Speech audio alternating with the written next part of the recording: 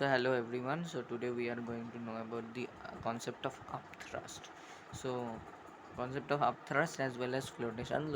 First let us start about upthrust. So what is upthrust? So upthrust is technically made up of two words, up and thrust. So what is thrust? Thrust is any perpendicular is a force acting perpendicularly or normally.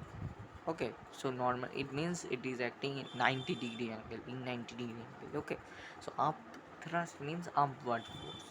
So if a body is floating in a liquid, partially immersed in a liquid, then there is two forces that are acting on the body. One is the weight of the body and another is the upthrust.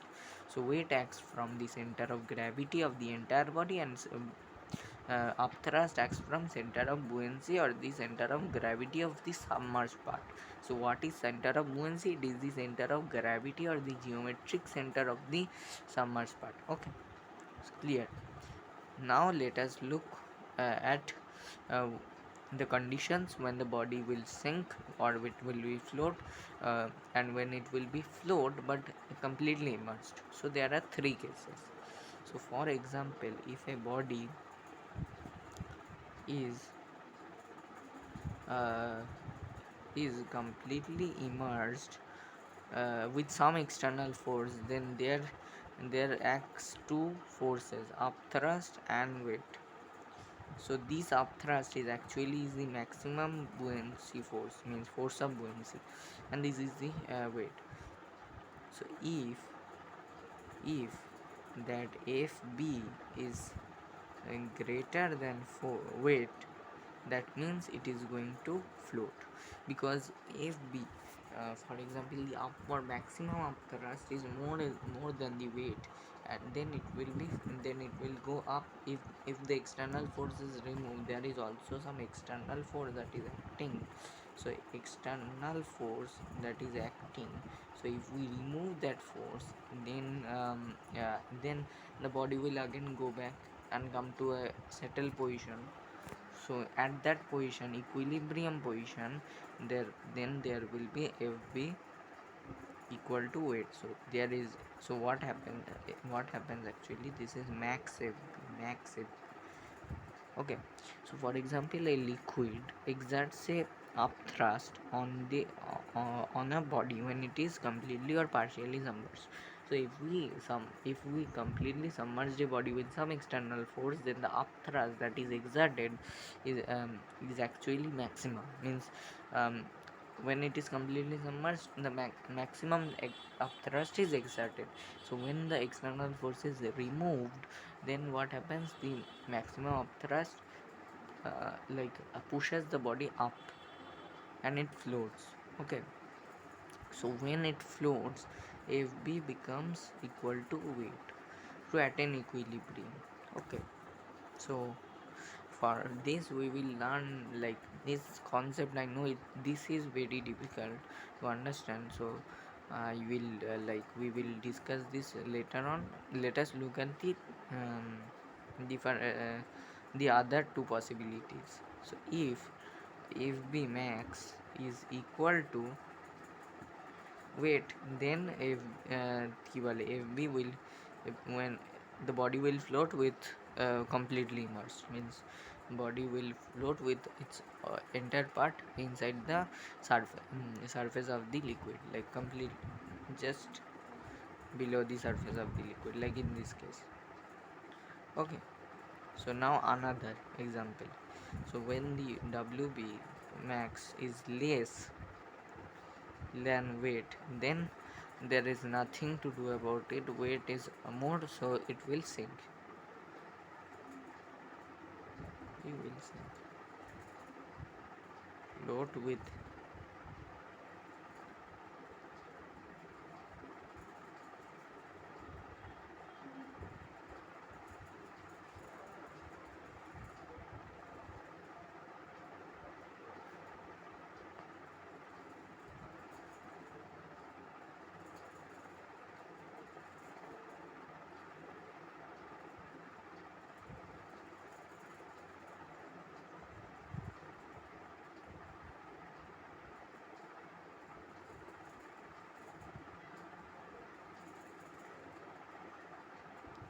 Okay, so it will float with some parting outside the surface of the liquid. Okay, basically this is the concept. Now let us move on further um, to some other things. So here let us look at something which is very interesting. So we know what is upthrust now. Okay, so but do we know the reason why upthrust is acting? So let us know about the reason. So let us draw some another diagram. Okay. For example, this is the surface of the liquid and the body is over here. So here there is a body. So according to the laws of pressure, a pressure will be acting in all directions over here, here, over here and here, and from up and down as well. There will be this and there will be this. Okay, so now we need to understand one thing, that if the pressure is at in opposite direction and it is at same height, then these all will get cancelled. For example, these are, then what pressure is, what h rho dg, h dg. So h is same, d and g are same, so these all will get cancelled. But in the up and down pressure, the pressure is different. In pressure up means this one, it is h1 rho g, h1 dg or rho g, and in pressure down it is h2 rho g.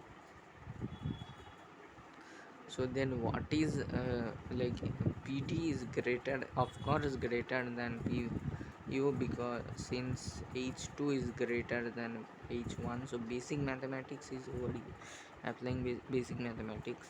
So now what will be the upthrust?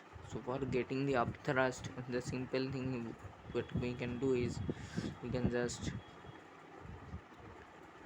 write this as upthrust is what, force is what, pressure by area. So what will be the pressure? It will be h2 minus h1, means if we negate, means subtract the both pressure, so dg, okay, divided by a sorry, pressure by area. So h2 minus h1, height is what,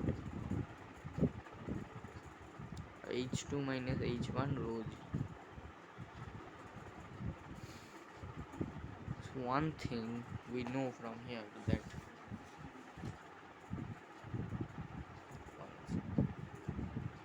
sorry, little bit of mistake I did over here. This is not the a, this is f by p equal to f by a.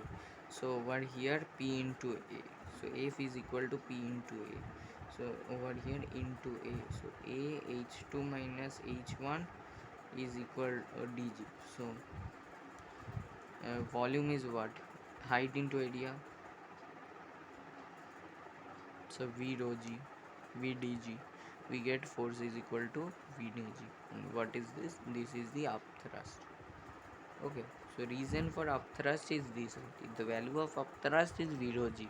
I forgot to tell you that the formula of upthrust is v rho g, where v stands for the volume of the solid, d stands for density of the liquid, and g stands for gravitational acceleration. Okay, so over here we can write volume of solid immersed into upthrust equal to into density of liquid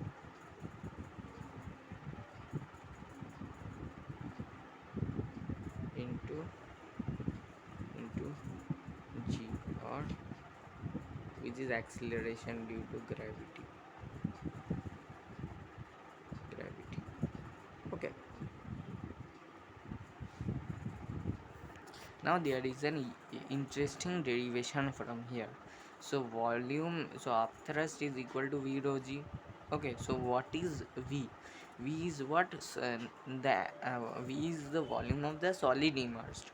So what is the volume of the solid immersed? Can't we write volume of the solid immersed as the volume of the liquid displaced into density of the liquid into gravity?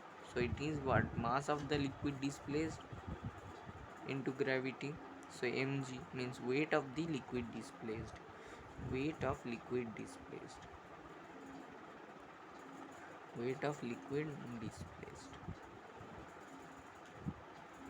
Okay,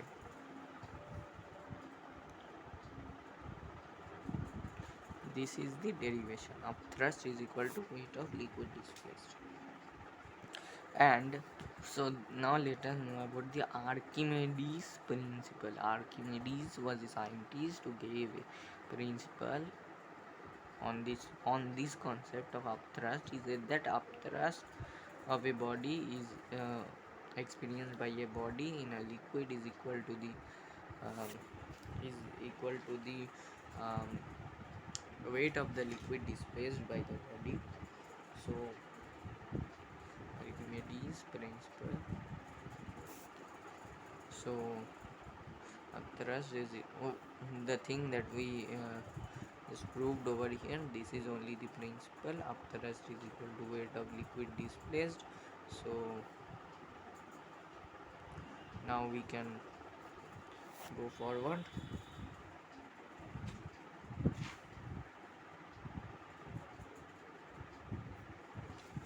So now there is a very interesting concept that is given in the book. I am following this book, Concise Physics of Class 9. In this book there is a very interesting thing given, that is these things that that the that like bodies with greater density sink density greater bodies with density greater than the density of the liquid sink, whereas bodies with density less uh, than the uh, density of the liquid float. So we will prove this in a mathematical way. So let's start. So first of all, what is weight? It is nothing but V rho g, where V stands for volume of the solid, rho stands for volume of the solid, and G stands for volume of liquid. What is upthrust? Volume of solid displaced into means solid submerged into density of liquid into gravity. Okay, so if we mean weight is greater than upthrust or maximum upthrust, if I say maximum upthrust when volume of solid is equal to the volume of solid submerged is equal to the volume of the body, maximum volume of the body, actual volume of the body, then only the upthrust is maximum, because other things are constant. So this is maximum, so upthrust is maximum. In this case, if weight is greater, then the body will sink. So here if we see, then V rho g is greater than V rho lg. So if we cut this, we get that V greater than VL. What is this? This proves that density of the solid, when greater than density of the liquid, we get the body sinks. Now there is another thing. When upthrust, another case, when weight is less than the maximum upthrust. So in the same way, we can prove that V rho g is less than V rho lg. So all the terms that are common gets cancelled. So rho is less than rho l. So when this is there, then the body will float, and when this is there, the body will sink. Okay, this is the basic concept of upthrust. Now let us move on to a topic called relative density. Relative density we will not do in much detail, I will just give you an overview of what is relative density, and we will move on to the next topic, which is flotation. So, what is relative density? Relative density is actually the ratio between the density of the substance whose relative density we are finding substance to the density of water at 4 degrees Celsius. At 4 degrees Celsius. So we know that water is densest at 4 degrees Celsius. So the ratio between both of them gives us the relative density. This is what relative density actually is. Now we will move on to flotation, which we will do in detail. So now let's start with flotation. Flotation over here in our book, some things are given which we have already discussed, so we are not going to do that. Now I am going to just talk about one specific case, and that is when, for example, if a body uh, two cases, for example. So one case we will discuss that when the body is partially immersed and when it is fully immersed. When partially immersed, so when the body is partially immersed, it is actually the body has two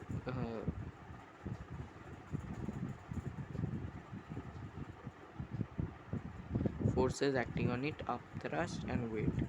Okay, so when a body is, so no, not like weight. Okay, upthrust and weight.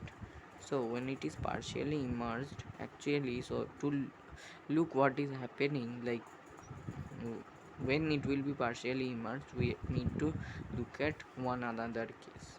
So for example, if we have a body and we apply a pressure, we apply some external force such that the body is completely immersed in it, then it will exert a weight as well as a upthrust. So upthrust will be maximum in this case. So when the upthrust is maximum, then if the upthrust is greater than the weight, then we get this case. Okay, so in this case the body is partially immersed. Okay, so if it is partially immersed, uh, then we can say that the body is floating in this case.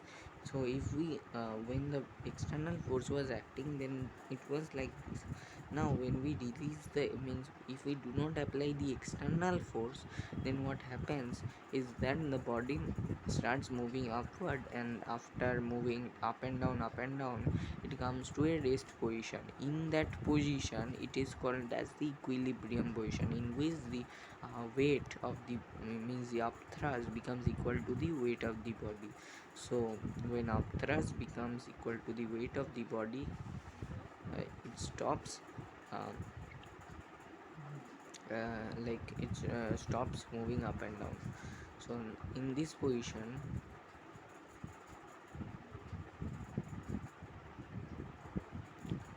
we uh, we can say that the weight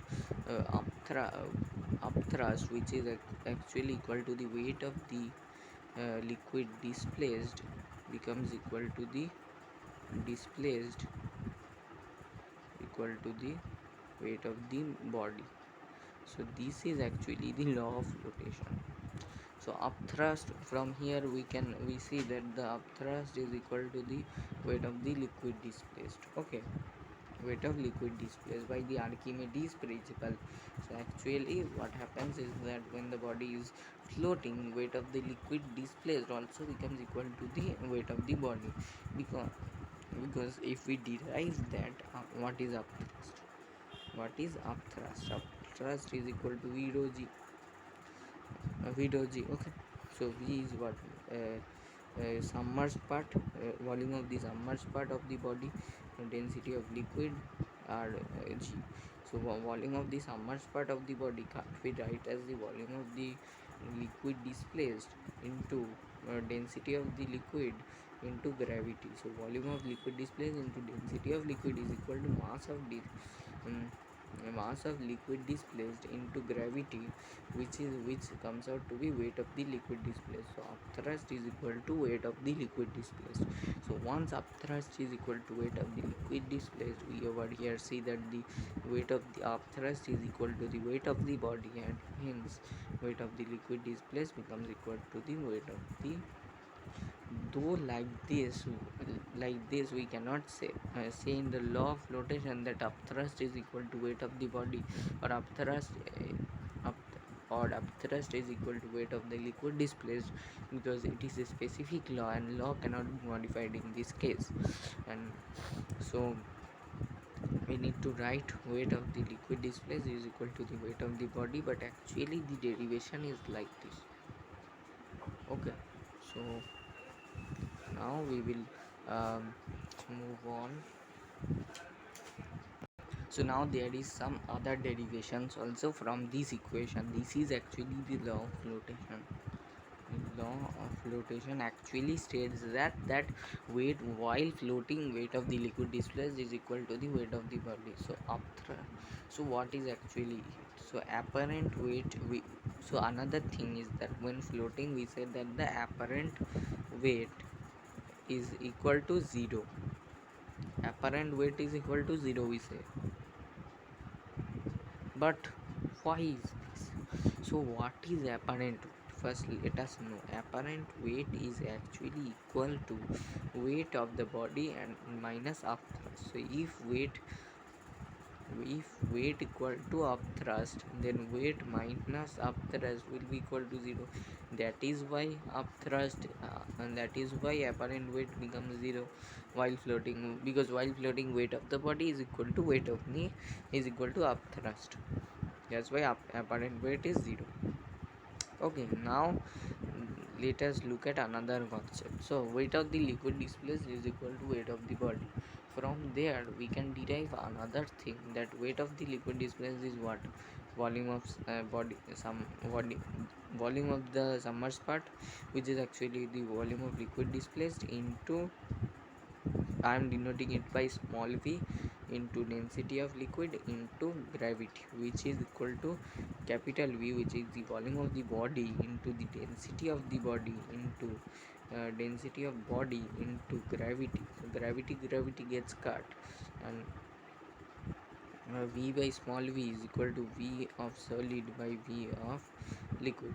This is another thing that we can get from here, that the amount of body that will be above the surface, like the ratio that will be below the surface of the body, surface of water while floating, can we get from this from this formula that we have just derived. Okay,